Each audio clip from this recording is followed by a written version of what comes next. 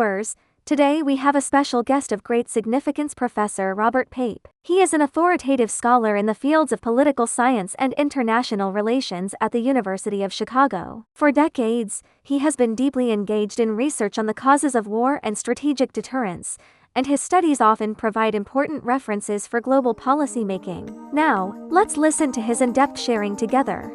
During Trump's second term, his administration further intensified the decoupling measures with China in various fields, such as strengthening export controls in the semiconductor and artificial intelligence sectors, tackling the policies for studying abroad, and suspending exchange programs between the universities.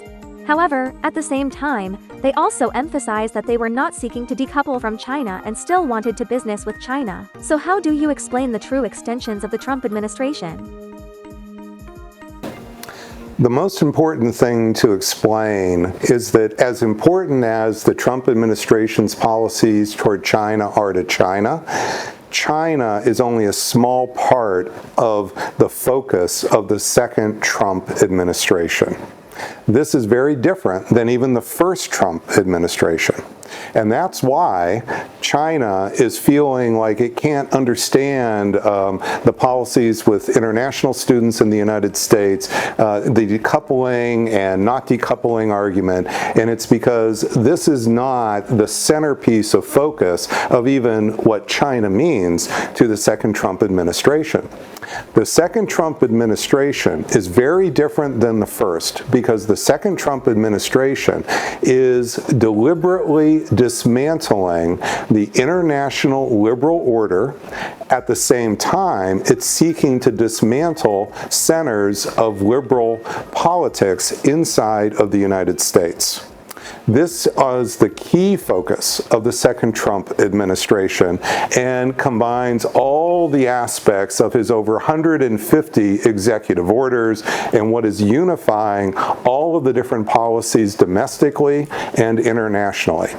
Now, to dismantle the international liberal order, what this means is President Trump is no longer following the normal rules of trade. He is deliberately not following any World Trade Organization set of rules, and he is deciding that it is within the authority and interest of the United States to unilaterally set whatever tariff rules the Trump administration, meaning President Trump himself, wants to create for every individual country in the world. China is obviously a big country, and there is an enormous amount of trade between the United States and China, but this is not only happening to China. So the issue of the coupling and decoupling is, number one, an issue of, is Trump even following the rules of international trade? And the answer is no, he's not. He's deliberately deciding not to. And number two, the second thing that is important to President Trump is, how does the trade not impact America as a whole, but how does it particularly impact his voters within America? And what he's thinking a lot about is, how do the trade relationships that the United States has with the world impact blue-collar Americans in particular? And so what that means is he may decide there are opportunities for business with China if it helps blue-collar Americans. There may be times when he wants to step away and decouple if the relations hurt blue-collar Americans.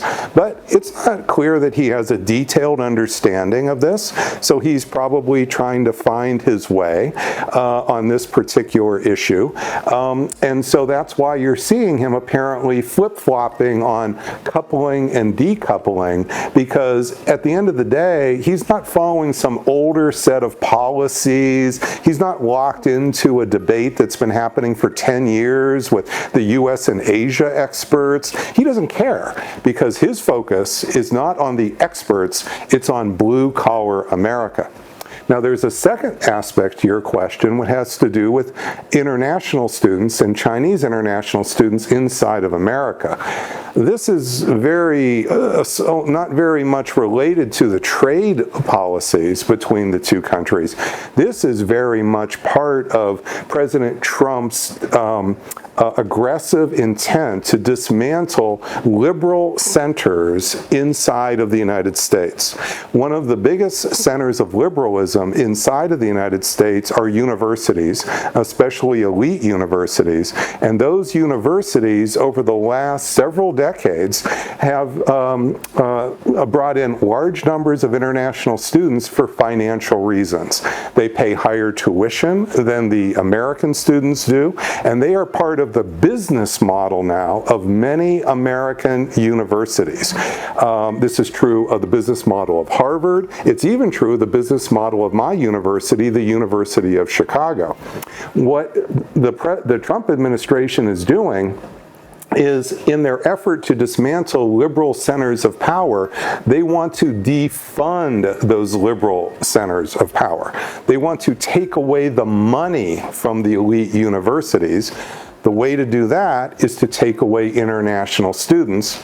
One of the largest pool of international students in America are Chinese students. So as soon as you decide you want to weaken universities because you want to weaken liberalism in America, you're naturally going to want to take away the money of those universities. You're naturally going to want to take away the international students. That's where the Chinese students have come in. So although it will affect hundreds of thousands of Chinese students, it's not fundamentally about China. It's fundamentally about liberalism in America and liberalism in the world. And the Trump administration is dismantling both in aggressive ways. The United States has been constantly adjusting its trade strategy towards China in terms of tariffs recently. What do you think will be the future direction of Sino-US economic and trade relations in such a context? And how will this time situation bring opportunities and challenges to the stability and reconfiguration of the global industry and supply chains? And how might the roles of China and the United States in the global economic and trade system change? I think that what the Trump administration is doing on tariffs is not following a particular bargaining strategy. They are basically trying to upset the terms of trade, the apple cart, so to speak, so that President Trump can decide, essentially unilaterally, what the terms of trade will be with every individual country in the world. And so that's why in March, and especially on April 2nd, what he called Liberation Day, he came in and basically laid out a set of rules and basis of decision that seemed to make no sense. No one could figure out where he was getting his calculations from.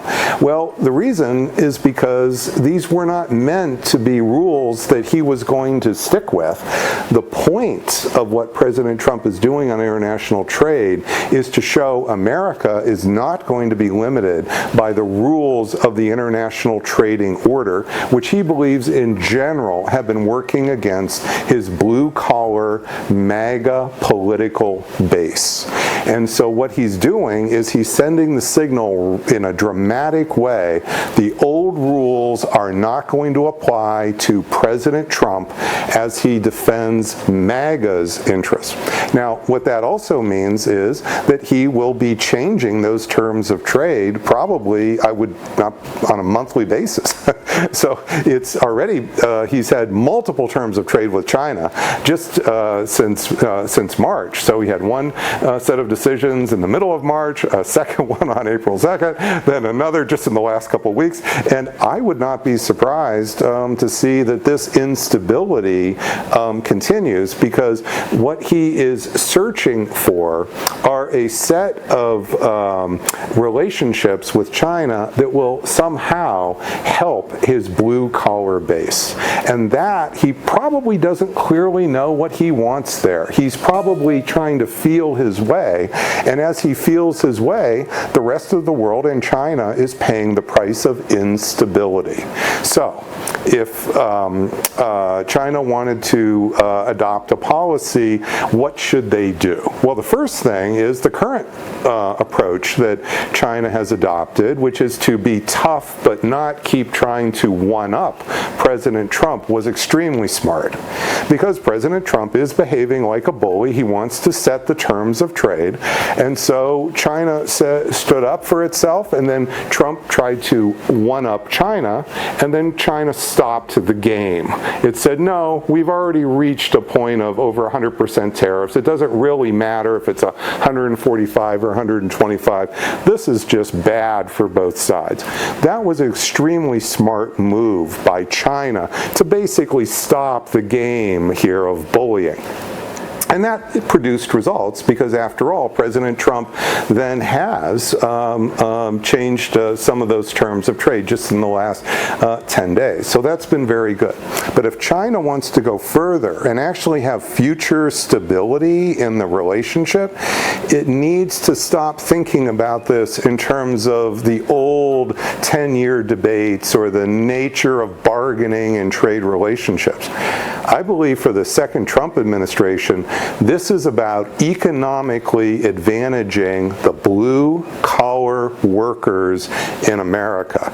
So if China wants to actually build some stability, this won't help to punish farmers, for instance. This isn't going to do any real good. And it didn't matter. Notice that happened, and Trump did not respond to it whatsoever. What Trump might respond to is an actual plan where China, the relationship and the trade and business relationships with China directly help Red America, Rust Belt America, the parts of blue-collar America that have been left behind in the last 30 years. Now, China doesn't have to do that. It's not China's responsibility to help President Trump's constituency. But if China ignores that, then it's missing what I think is the stable part of President Trump, which he is very much devoted to benefiting his MAGA base, at least giving that perception that they are benefiting. And so to ignore that is to ignore the one source of stability there is in building a future relationship. So if I were giving advice to China, I would say, think more carefully about what it is that behind Trump's policies, and it's about advantaging blue-collar America, and therefore think about, are there ways that future business relationships can especially advantage blue-collar America? Because if not, then Trump is going to be kind of groping his way there, and things will just remain more and more unstable. Since the start of Trump's second term, the U.S. government has adopted a series of policy adjustment in political, economic, and cultural, the rest of China, and at the same time phenomenon like China travel and how Hongshu and also gaining popularity among American people indicate that the cross-border cultural exchanges between the China and the U.S. remain active. So do you think that under this circumstance, the cultural exchanges between the China and the United States can continue? How much can it help alleviate the current tensions between the China and the U.S.? So I think the instability in the cultural relations that's underneath your question is directly related to the rise of a large amount of far-right social media, and it's particularly positive toward Trump, and some of it is right at the heart of how Trump gained his victory and his comeback victory in the second administration. And so this social media is now reaching tens of millions of Americans on a daily basis. This is not a small amount of media, and it's much more important for Trump's MAGA base than it is for America as a whole. And on that social media, it is routine to hear cultural criticism of China. It is routine to demonize China. So what that is doing is it is coloring in a negative way how many, I mean tens of millions of Americans who voted for Trump think about China. And this is, I think, China's big problem. They're not in the game. They're not even engaging with that social media. So what China needs to do if it wants to stop the cultural demonization of China is it needs to follow a strategy that California Governor Newsom has followed. It needs to reach out to the MAGA social media influencers. So my advice is to China is that this is not going to be handled in the usual way. America is not what it was 10 years ago. Part of that is because of far-right Trump social media. And so if you're going to change or help to try to alter the course, which is the cultural criticism of China, I would follow the Gavin Newsom strategy. This is the modern approach, and this is something that is just very radical, but it would mean actually conversing with that side, not just simply trying to have counter-criticism, not just trying to undermine them in other ways. This is only going to feed that side, and that side is already enormously powerful.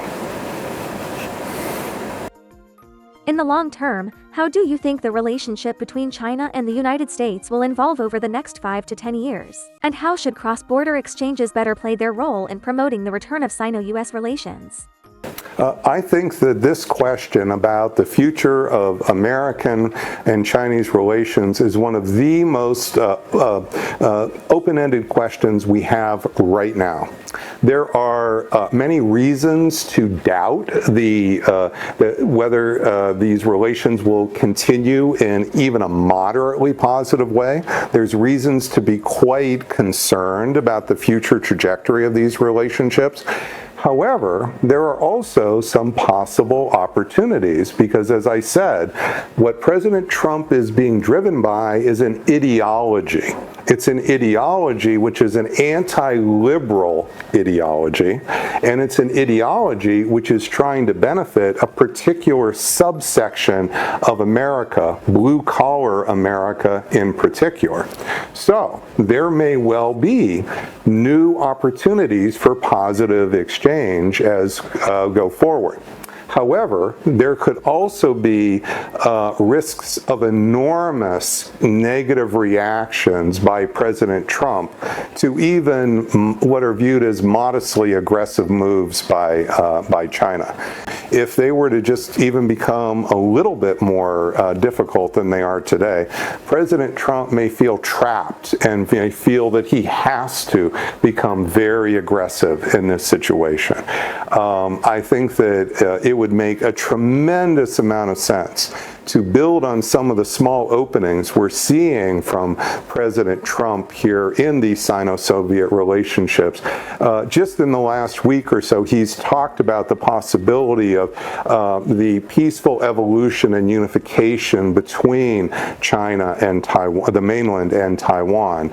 And that's something that should be groomed. It should be discussed. It should be pursued a bit, because that is the side of President China that's not looking for a fight. That's the side of President China that's looking for positive relationships. And I believe he would like that positive security relationship so that he can in fact pursue these other aspects of his MAGA foreign policy. And I think that this is very, very tender. I think that this is not something that we can look at and say, well, here's the core interest on one side, here's the core interest, and here's how you build this together. No, I think that some subtlety now is called for. And I think that if, in fact, China recognizes that there are opportunities as much as there are risks, it may be that we can have cooler heads on both sides prevail. After all, Secretary of the Treasury Scott Bessent is trying to play that role in the Trump administration. And so I think there will at least be a willing listener to any positive moves that might come. Since Trump took office, have his actions fundamentally weakened the liberal global order of international relations? And what's your view on this issue?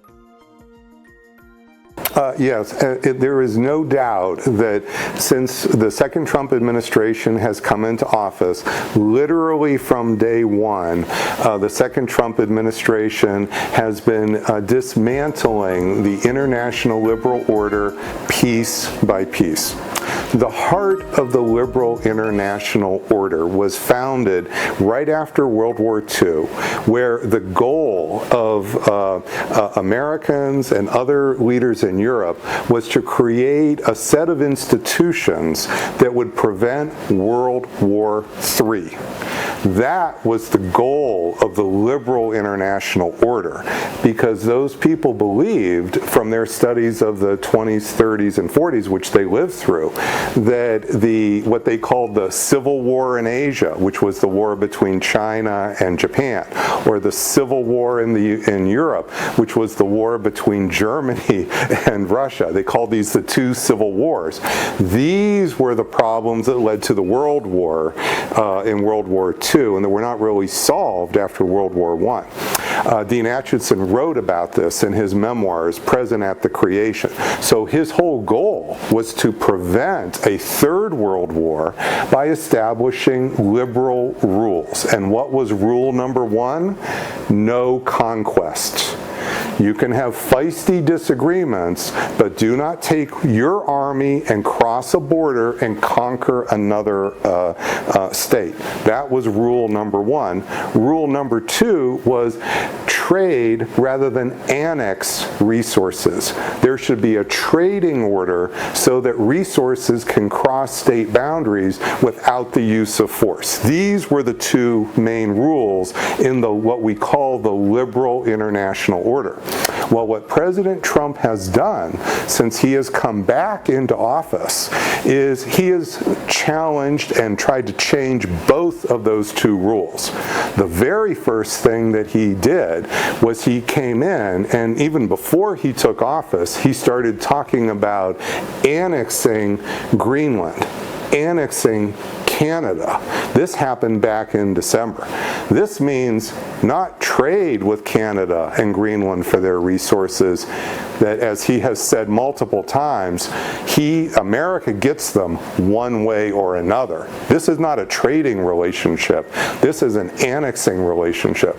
The second thing that President Trump has done is he's challenged the number one rule, which is that war is forbidden, by saying that he understands why Putin has attacked into Ukraine, and he's also unleashed Israel to attack Iran. So what President Trump has done in these two steps is he is now telling the world war is acceptable. So the two main rules of the liberal international order are now being challenged by the state that helped to create the liberal international order in the first place, probably the most critical state to creating it here. And again, the two rules are war is forbidden, and number two, trade, not annex. And President Trump is directly challenging both of those two rules, and this is why the liberal international order is being dismantled in such an aggressive way. Because without those two rules, if war is acceptable and you can annex rather than trade for the resources you want, there is no liberal order.